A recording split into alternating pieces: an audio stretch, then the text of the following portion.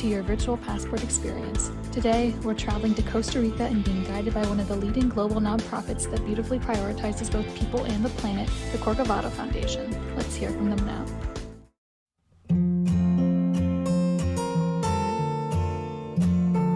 In 1998, the loggers' chainsaws troubled the communities as the rainforest that they loved so much was carried out in trucks from the Golfo Dulce Forestry Reserve. They decided to get together to do something about it, which was the birth of the Corcovado Foundation.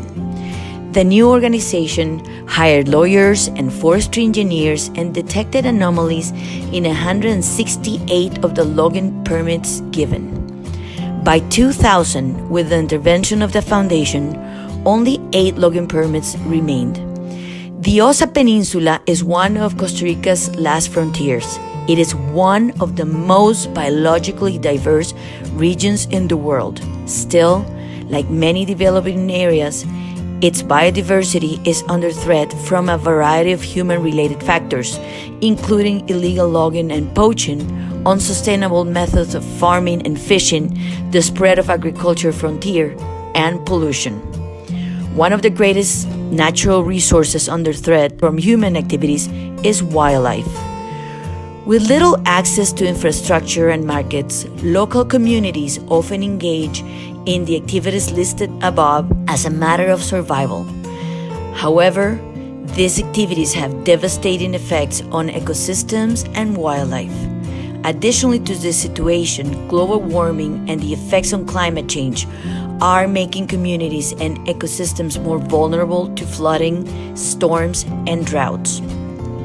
For example, the increase in the tide lines is challenging sea turtles to find nesting spots, and humans, dogs, and other predators poach their eggs when they finally find the right place to lay their nests. The decline in local populations of wild animals and insects is increasing and dramatic.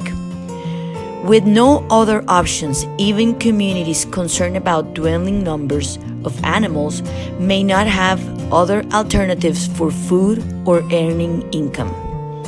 The Corcovado Foundation is a non-profit organization which works with people to protect our natural resources.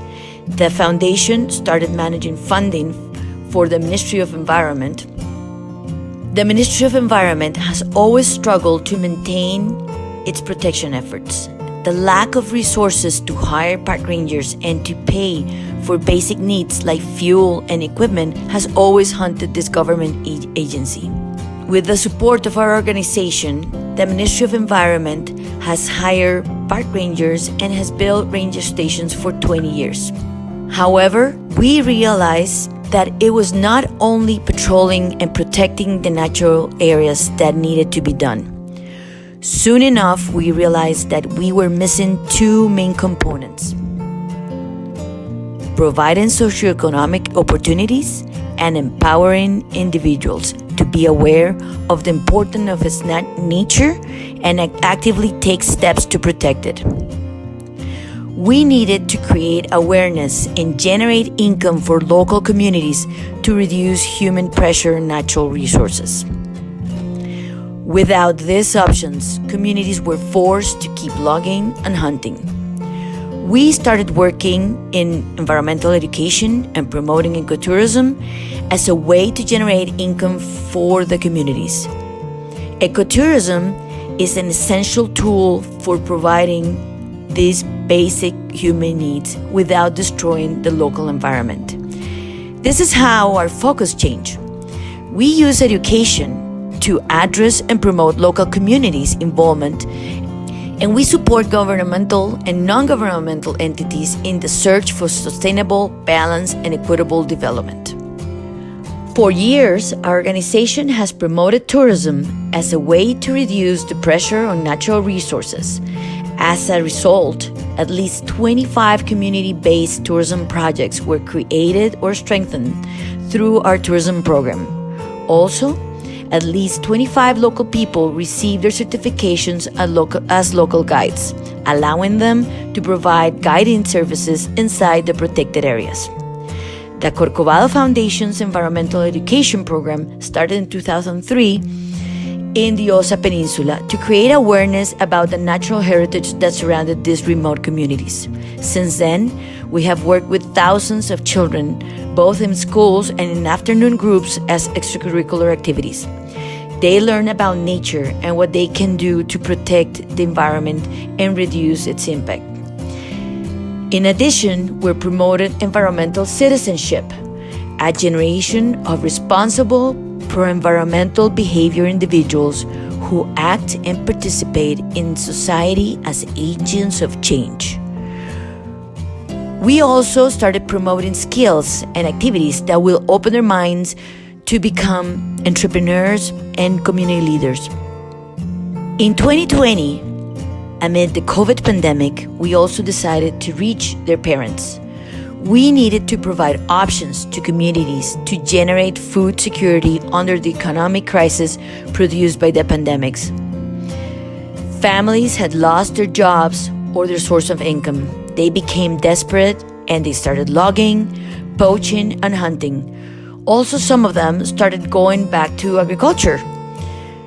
Unfortunately, Costa Rica is one of the biggest consumers of agrochemicals in the world, a terrible practice that we needed to deconstruct to help families produce their food.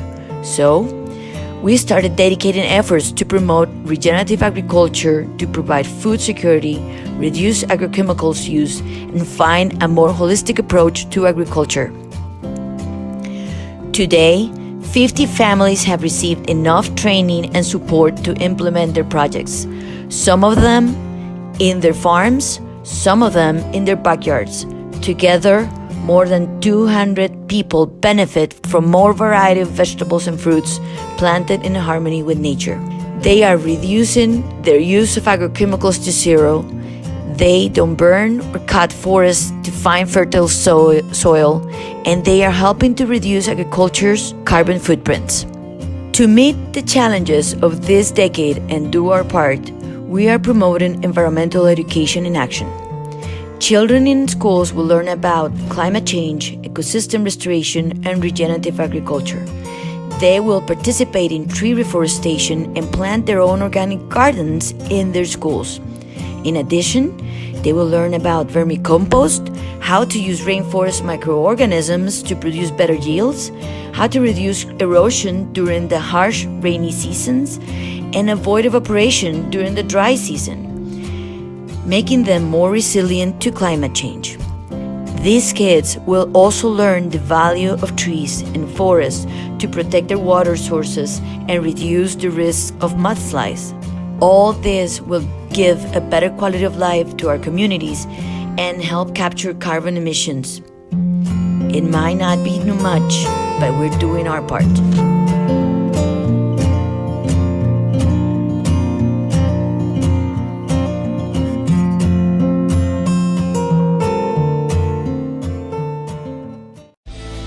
Thank you for watching the virtual passport video for the Corcovado Foundation. To commemorate your symbolic travel to Costa Rica, here's a stamp to add to your virtual passport. Stay sustainable.